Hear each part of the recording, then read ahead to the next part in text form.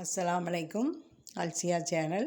இன்றைக்கி அல்சியா சேனலில் என்ன சமையல்னா, நான் சுட சுட ரசம் காலையிலே இந்த பனிக்கா வேண்டி மிளகு நிறைய போட்டு ஒரு ரசம் வச்சுருக்கேன். சுட சுட சோறு வச்சாச்சு. அதுக்கப்புறம் காலையில் இன்றைக்கி இடியப்பம், அதுக்கு ஒரு உருளைக்கிழங்கு போட்டு ஒரு ஆணை வச்சேன். இந்த ஆணத்தை மத்தியானம் நம்ம சோறுக்கும் வச்சு சாப்பிடலாம். உருளைக்கிழங்கு லைட்டாக வேக வச்சு ஒரு 2 நிமிஷம் தேங்காயை கட்டிப்பால் தண்ணிப்பால் எடுத்து தண்ணிப்பாலில் நம்ம இஞ்சி பூண்டு முதல்ல இஞ்சி பூண்டு பேஸ்ட்டு, வத்தல் பொடி, தக்காளி எல்லாம் போட்டு வதக்கிட்டு இந்த அவிச்ச உருளைக்கிழங்கு எப்படி கட் பண்ணிக்கிடணும் பெருசு பெருசாட்டு.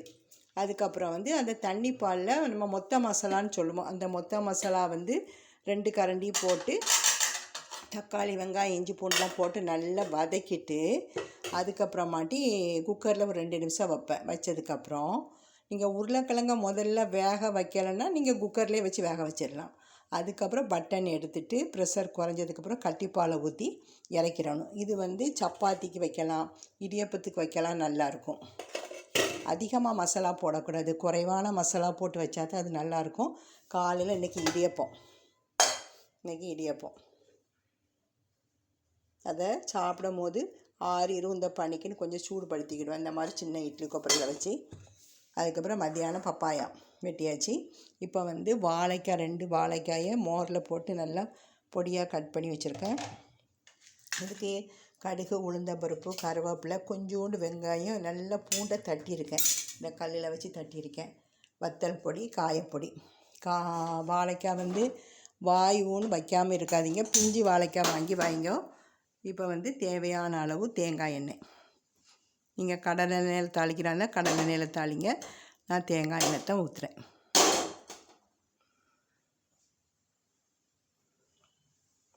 அதே மாதிரி மாடிக்கு போனேன்.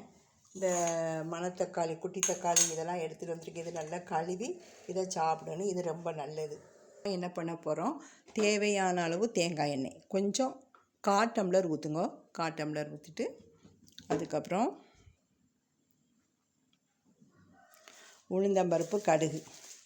வெங்காயம் தேவையில்லைன்னா நீங்கள் வெங்காயம் போட வேண்டாம். நான் கொஞ்சம் வாசமாக இருக்கனால பூண்டு ஒரு 5-6 பல் பூண்டை தட்டி வச்சுருக்கேன். அதே மாதிரி கவுண்டர் டாப்பை கழுவியாச்சு. நம்ம பேப்பரால் துடைக்கணும். அப்படி தான் வாழைக்காயை எப்போதும் வாழைக்காய், வாழைப்பூவெல்லாம் மோர் வச்சு உப்பு போட்டு அதில் கட் பண்ணி போடுங்க. நல்லா வெள்ளையாக இருக்கும். இப்படி பீஸ் பீஸாக கட் பண்ணுங்கள். இப்போ நம்ம கடுகு, உளுந்தம்பருப்பு, கருவேப்பிலை, இந்த தட்டி வச்ச வெள்ளைப்பூண்டு போட்டு நல்லா வதக்கிறோம். அதுக்கப்புறம் கொஞ்சோண்டு சிறிதளவு பல்லாரியாவது, சின்ன பல்லாரியாவது, நாட்டு உள்ளியாவது போட்டு நல்லா வதக்கிறோம். காயப்பொடியும் போடுங்க, பூண்டும் போடுங்க.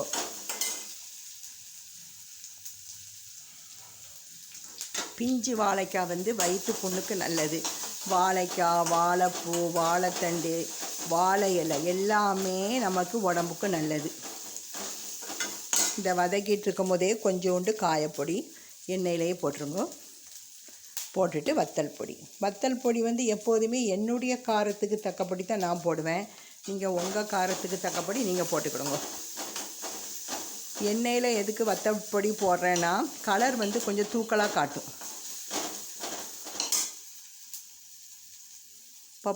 பப்பாளியும் வயசானவங்களுக்குமே பப்பாளி பழம் கொடுங்க. பாத்ரூம் ஃப்ரீயாக போகும். பப்பாளி பழம், சப்போட்டா பழம் மெயின். இப்போ நம்ம நறுக்கிய மோரில் போட்ட இந்த வாழைக்காயை எண்ணெயில் போட்டு, நான் இப்போது 2 வாழைக்காய் எடுத்திருக்கேன்.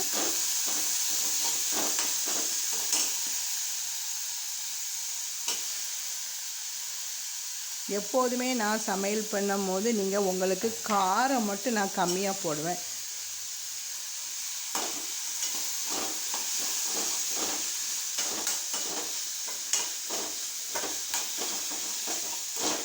தேவைன்னா மஞ்சள் பொடி போடுங்க, இல்லைன்னா விட்டுருங்க.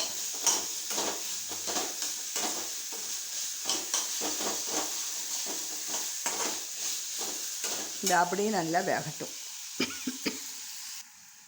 கொஞ்சம் வேணால் மஞ்சள் பொடி போட்டுக்கலாம். உப்பு போட்டுட்டேன். இப்போ தான் உப்பு போட்டேன். லைட்டாக மஞ்சள் பொடி போட்டுக்கிடும். கொஞ்சம் கலர் நல்லாயிருக்கும் பார்க்க. அப்படியே சிம்மில் வந்து நல்லா வேக விடுங்க. வாழைக்காய் வெந்துருச்சு. அடுப்பை ஆஃப் பண்ணியாச்சு. உங்களுக்கு தேங்காய் துருவல் வேணும்னா போடுங்க. நான் தேங்காய் போட மாட்டேன். இப்போ வந்து இப்படி பேப்பரை வச்சு இந்த அடுப்பு லைட்டாக சூடாக இருக்கும் போது துடைச்சா ரொம்ப பாலிஷ் பண்ண மாதிரி வந்துடும்.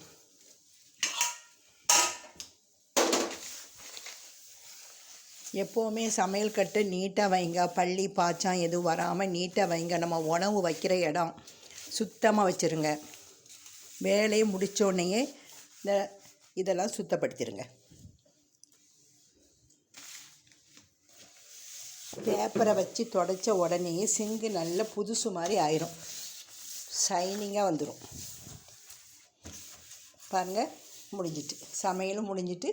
இன்றைக்கி பாத்திரம் எல்லாம் கழுவி வெயிலில் வச்சாச்சு. இது மீதி பாத்திரம் இப்போ சேர்ந்தது எல்லாமே கழுவிடுவேன். இதையுமே தினம் கழுவிடுவேன். இஞ்சி தட்டுற கல். இப்போ வந்து அல்சியா சேனலில் டுடே சமையலில் என்னதுன்னா வாழைக்காய் வறுவல். பூண்டு நிறைய போடுங்க. வாழைக்காய்க்கு காயை நிறைய போடுங்க. சுட சுட ரசம். சாப்பிடும் போது அப்பளம் வறுத்தல் வடமாக வறுத்துக்கிடணும்.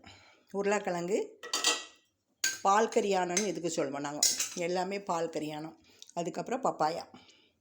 அப்புறம் பேரிக்காய். நாகர்கோவிலுக்கு போயிட்டு வரும்போது பேரிக்காய் வாங்கிட்டு வந்தேன். பேரிக்காயில் தண்ணிச்சத்து நிறைய இருக்குது. இது நீங்கள் சாப்பிடுங்க. இது வந்து எலுமிச்சம் காயாக இருந்துச்சு. இப்படி இதோடு வச்சோடனே இது பழுத்துட்டு. இந்த எலுமிச்சை பழம்லாம் பழுத்துட்டு. எப்போ காயாக இருந்தாலும் காயாக இருந்தாலும் சில பழுத்த பழங்கள் கூட வைங்க, அது பழுத்துரும். இந்த 4 எலுமிச்சை பழமும் பழுத்துட்டு. இது மட்டிப்பழம் நல்லது. கிலோ 70 ரூபா.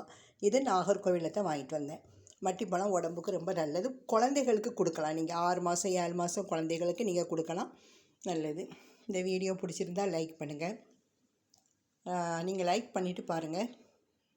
சப்ஸ்கிரைப் பண்ணுங்கள். இன்ஷா அல்லாஹ் நாளைக்கு ஒரு வீடியோட உங்களை பார்க்குறேன். அஸ்ஸலாமு அலைக்கும்.